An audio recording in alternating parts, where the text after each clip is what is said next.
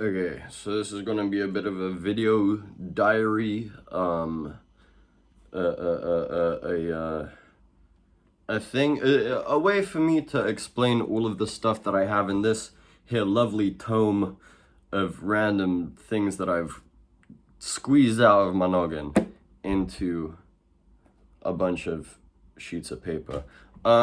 So for the for a long time now, good couple years, I've been just trying to understand how 12 TET works. You know, the tuning system most used in Western music. And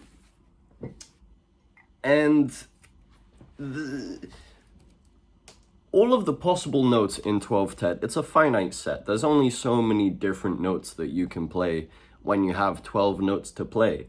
And one thing I never really understood is, or one thing that I never felt like I could fully make sense of, was how all of these combinations of notes relate to one another. What's the overall structure that contains all of these combinations of notes?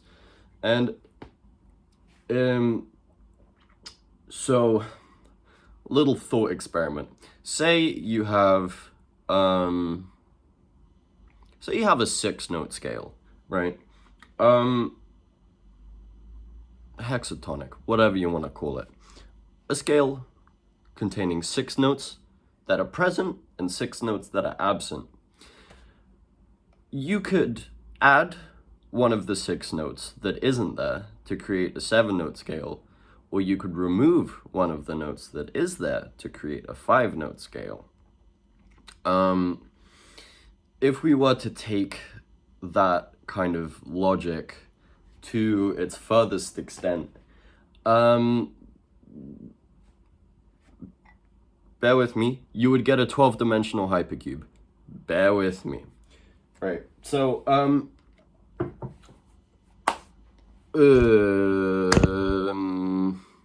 we'll do a little another little thought experiment, right?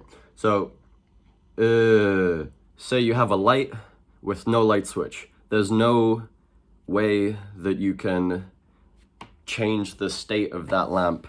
So it only exists in one state. It can only exist in one state because it can't be interacted with to have that state changed. If you have a switch for that light, then it can be in 2 states because you can either turn it on or off. I actually have a dimmer, so I can have more states, but that's besides the point. Generally, a switch is on or off. So then that light can be in 2 states. So then say you had 2 lights and a switch for each. Suddenly, the amount of states that both of those lights could be in increases. In fact, it doubles, because you could have both of the switches either on, both of them off, or one or the other on, which gives you 4. If you added a 3rd one, it doubles again. With each switch that you add, it doubles the amount of possible states. So when you do that 12 times, if you had, I gotta charge my phone. So if you had, forgive me, if you had, oh golly, okay, chill out. If you had 12 switches, there would be 4,096 possible states, which is the exact amount of vertices in a 12-dimensional cube or dodecaract. So what am I trying to get at with all of this? What I'm trying to get at is that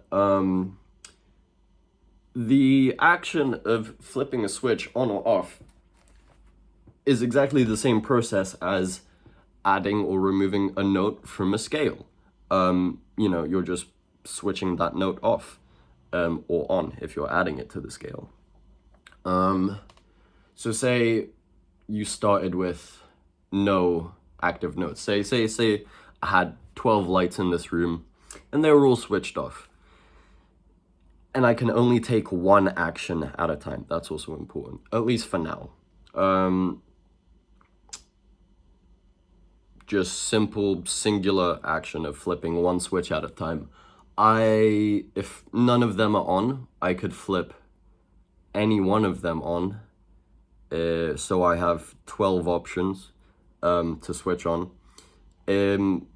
Regardless of which switch I turn on, from that point, I can either turn that switch off again, go back to where I came to, or I could turn on one of the other 11 switches, which are inactive.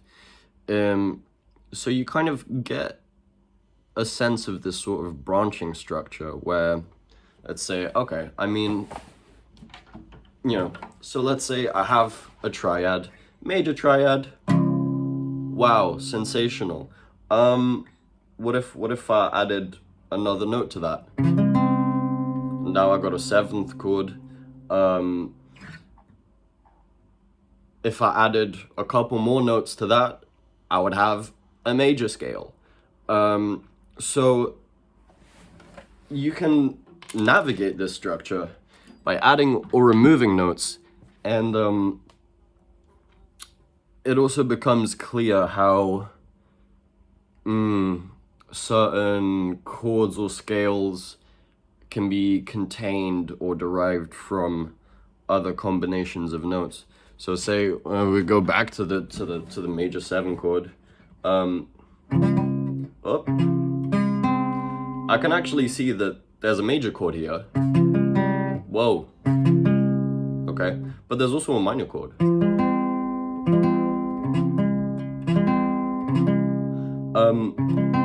So you can imagine that you have this 4-note scale, right? My fist is kind of like a node here, a zero-dimensional point. And if I had 3 arms, this analogy would make a bit more sense. But just imagine this point is fixed here. We have this 4-note scale, and branching off from this 4-note scale, depending on which note I remove, I could get a major scale or a minor scale. They'll be like a major third apart. So there'll be 2 different, if it was a C major 7, you would have a C major chord and an E minor chord, if I'm correct, which I might be. So yeah, I mean, kind of, I think I've managed to explain the nature of this structure well enough that maybe you don't, I mean, I don't see the full, I mean, having a 12D cube floating around in your head is not easy. I don't claim to have one up there, but I can sort of feel around. Is say if I'm in a place, I can kind of make sense of where the neighbors are, where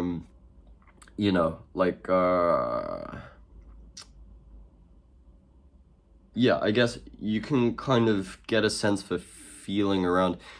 Humans have some level of spatial awareness. We can understand how space in 3 dimensions works. We can leverage that to work in higher dimensions. I've been playing a lot of 4D golf recently. This is a game by Code Parade, who has a very good devlog about the process of making a 4D game, which is very informative. I want to at some point have kind of a wireframe of this 12D cube on a computer that I can, basically having like a visual database, which would allow me to cognitively offload the process of having to why am I on 10% battery? I'm literally charging my phone, bro. Defaulting. Wow! Sorry, I'm watching a YouTube video.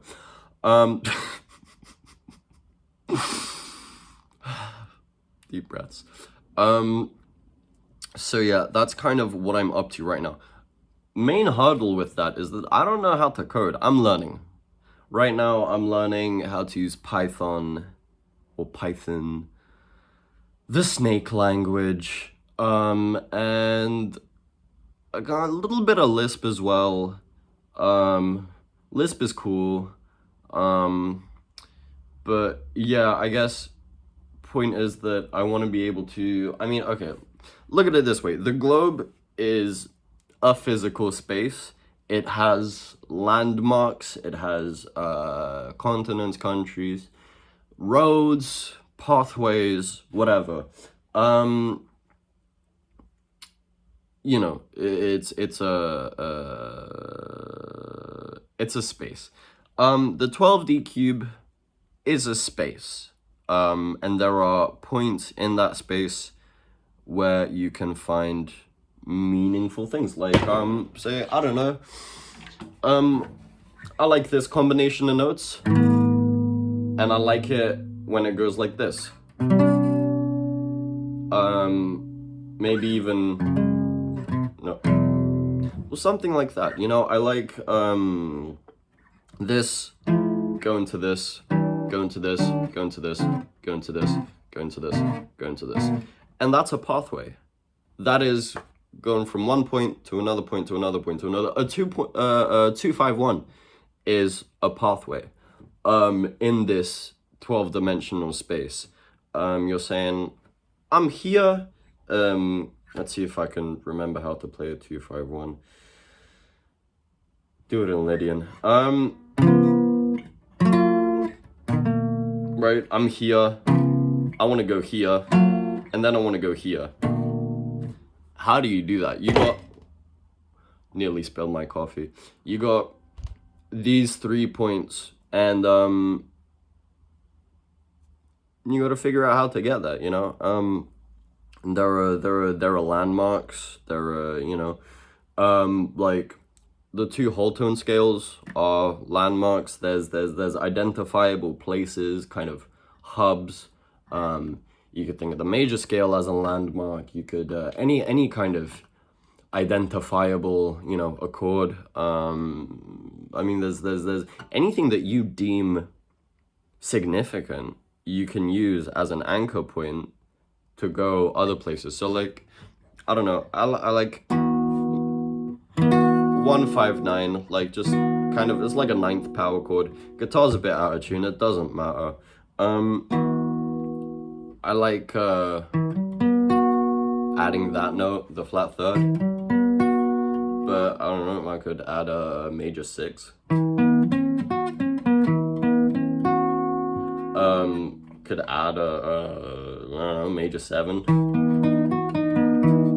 So then it's like, from this structure, or I can say like, you know, maybe I want to go into this neighborhood or that neighborhood, or, you know, maybe I'll take a side road somewhere else. Like, if you kind of think of pitch space as a physical space, and a combination of notes is a point in that space, you know, in the same way that you could think of, I don't know, Big Ben as a point in space. You know, I mean, obviously it's not a singular point in space, but by way of abstraction, you can abstract all of the detail into a singular point. You can just, you know, in the way that I'm thinking of like the major scale, I'm not thinking of it as, I mean, when you unpack it, you look, it's several elements, but the idea is that you're putting everything in a box so that you only have to think about the box and not what's inside the box. That's abstraction, folks. Yeah, so I don't know. I think this stuff is super interesting. I'm like, how does it work, man? And I'm sure other people are also like, yo, how does this work, man? I don't claim to be the first one to If you look at Geometry of Music by Dmitry Timochko, you will find that he has also done similar things where using like these kinds of lattices for, you know, applying set theory and graph theory and combinatorics to 12-tone equal temperament, and how that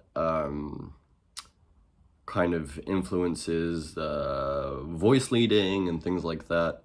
But yeah, I just think it would be cool to have this little 12D height. Well, it wouldn't be 12D. I mean, like a 12D cube the size of this room would be like what, to the power of 12 times the size of this room, something like that. I'm not a mathematician. I just noodle about on a couple instruments. All right. But I'm learning. That's kind of where I'm at right now. I'm like, how does any of this work? And I'm in the process of making sense of it. But it is very confusing. Brains were not supposed to work in dimensions higher than 3, I don't think. But by, you know, flattening things and working in slices and kind of fragmenting things and chunking them in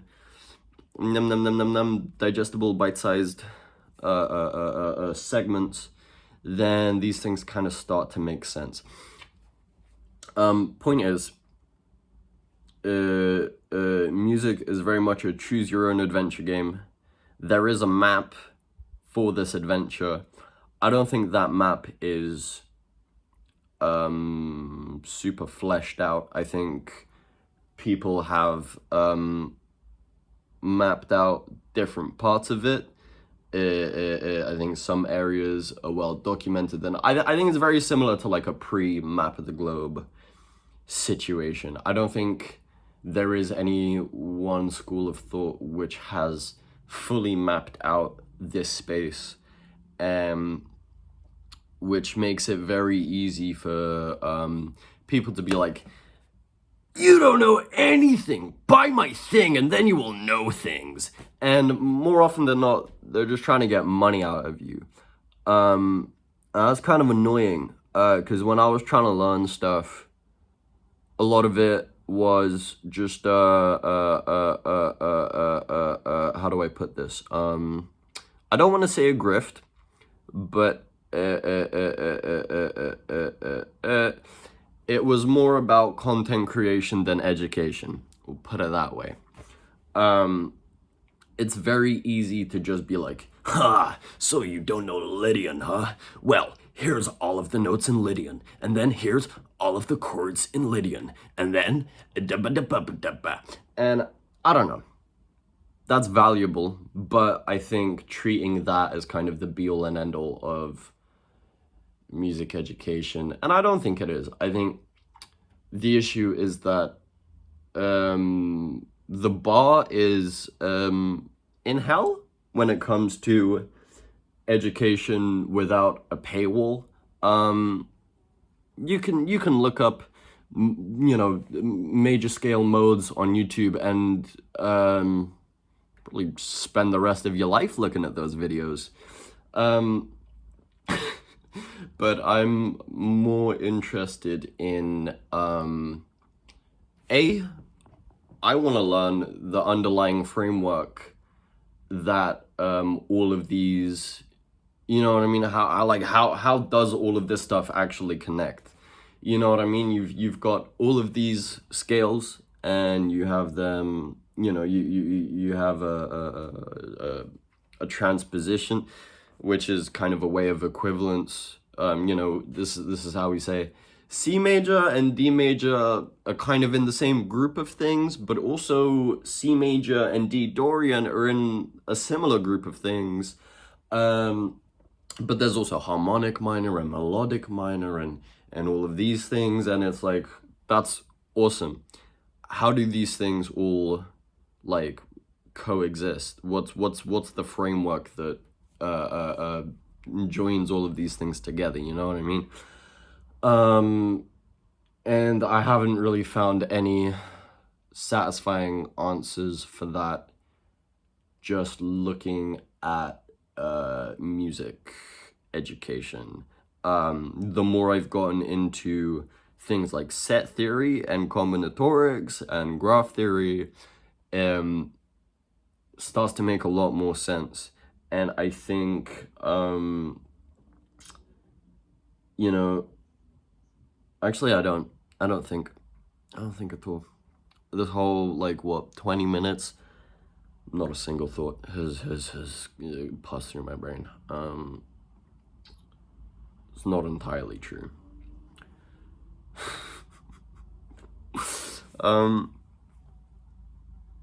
What am I trying to say? I guess what I'm trying to say is that I'm doing a thing. What I aim to do with that thing is to make learning about specifically 12-tone equal temperament as transparent as possible. Look, I'm not going to sugarcoat it, right? There's 4,096 possible combinations of notes that you have. That's a lot of notes. And there's something to the tune of like 24,000 ways in which you could add or remove a note. There's a lot, but not all of those 4,096 combinations are entirely practical for whatever it is that you might be trying to do. You probably don't need to know all of the scales, which are just 5 consecutive semitones. Those maybe won't have too much value to you if you're trying to do like funk or whatever. But I think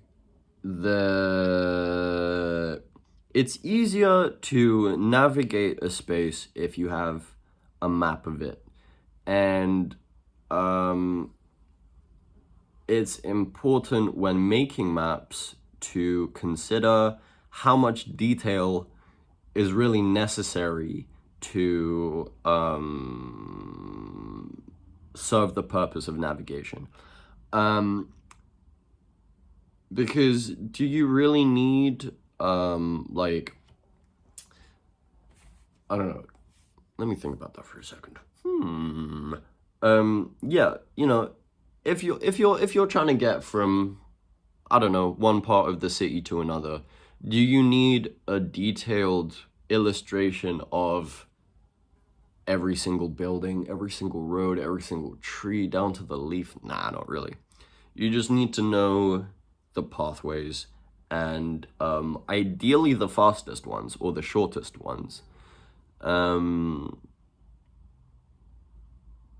That's about it. And I think when you're getting information from a lot of different, getting information from as many sources as possible is helpful. By no means should you get your information from only one source and just think that's a done deal. But I think I think it's a matter of efficiency. You won't need to access as many resources. You won't have to sift through so much shit if there's less shit. Kind of simple, but it's kind of staggering just how much shit there is to sift through. And ideally, I would like to make I like to just clean up some of the shit. Just wash some of it off. Bit of a scrub, show it a bit of love, bit of care, bit of attention. And I would like to present it. I don't claim to be the smartest baby born in 2003. But I might be. That is a reference to an Eddie Burback video. I don't actually have these preconceptions. I do wonder if this will be entertaining to watch, or informational, or informative. I guess mainly the purpose was this, just for me to ramble a bit and to have it on record that this is a thing that I'm doing, and this is where I'm at right now, and this is where I gotta go. I do plan on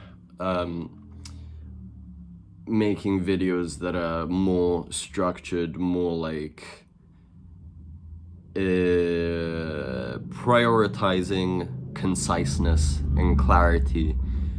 I'm not really worrying about either of those things right now. I'll just try to ramble for a bit, and I've been doing that for about 26 minutes. And I think I might be running out of things to ramble about, so it might be a good idea to recap. So I've kind of outlined this big old hypercube project that I'm working on, and the relevance it has to music,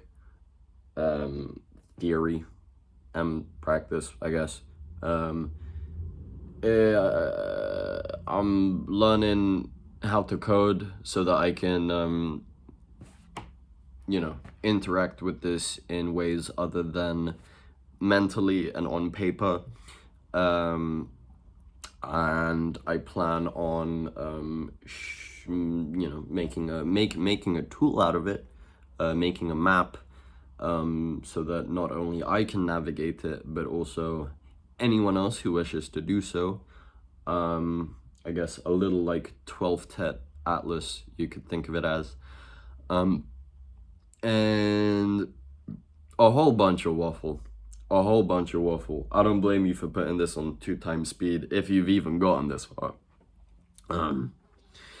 But if you have, know that not every video is going to be this rambly.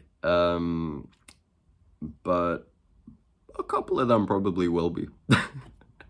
I think it's good to, I guess, a problem that I generally encounter is that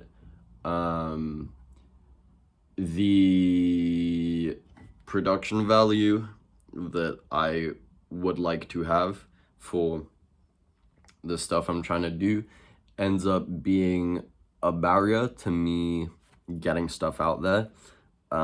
So my solution to that is to basically record some kind of lower quality videos, to just kind of get into the swing of things, and maybe enough people will see this and be like, oh, that's interesting. And then hopefully by the time I've got some more fancier stuff out, there'll already be a couple of people that are like, oh, cool. I think I'm gonna wrap it up there. If there's something that I've forgotten to mention, this will not be the last video I make, so I'll probably just bring it up in the next one. Anyway,